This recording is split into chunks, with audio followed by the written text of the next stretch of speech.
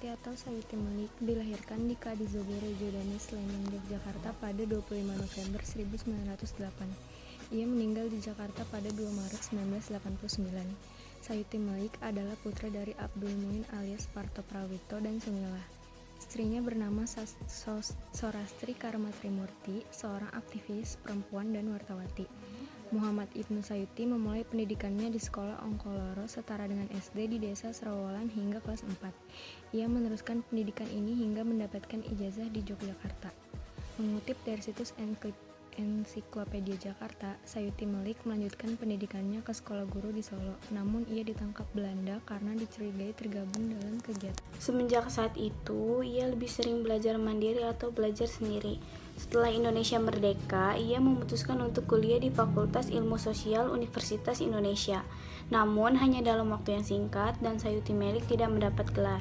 Nasionalisme dalam diri Sayuti Malik didapat dari didikan bapaknya, yang saat itu menentang kebijakan Belanda terkait penanaman tembakau di sawah miliknya tersebut. Ia juga mempelajari nasionalisme saat mengenyam pendidikan di sekolah guru di Solo. Perannya dalam peristiwa proklamasi kemerdekaan Indonesia dilansir dari situs Kementerian Pendidikan dan Kebudayaan atau Kemikbud. Sayuti Malik turut menjadi aksi penyusun teks proklamasi kemerdekaan di ruang makan Laksamana Maeda. Dalam hal ini, ia mewakili golongan pemuda bersama Soekarni. Saat proses penyusunan naskah proklamasi, Insinyur Soekarno dibantu oleh Sayuti Malik dan Muhammad Hatta dibantu oleh Soekarni.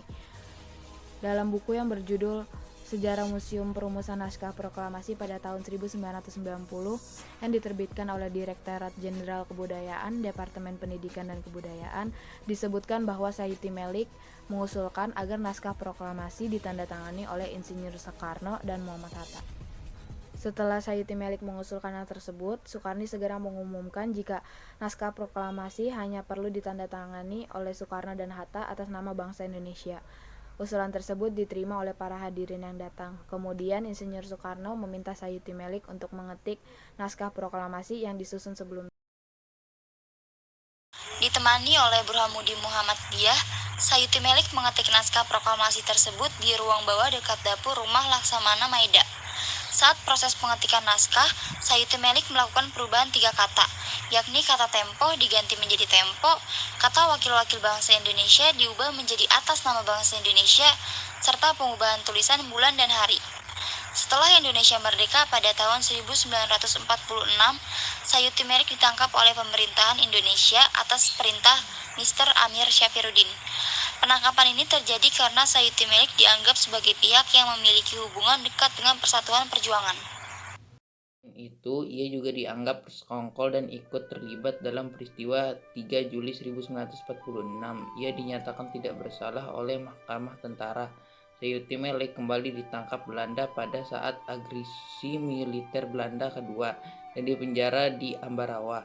Setelah KBM Konferensi Meja Bundar selesai dilakukan, ia dibebaskan pada tahun 1050. Sayuti Malik diangkat menjadi anggota MPRS dan DPR GR serta menjadi wakil cendekiawan.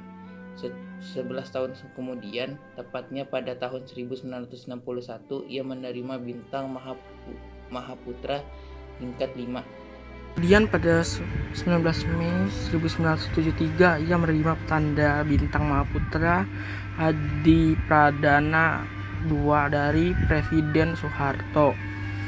Pada 1971 hingga Sayuti Malik diangkat menjadi perwakilan dari golongan karya.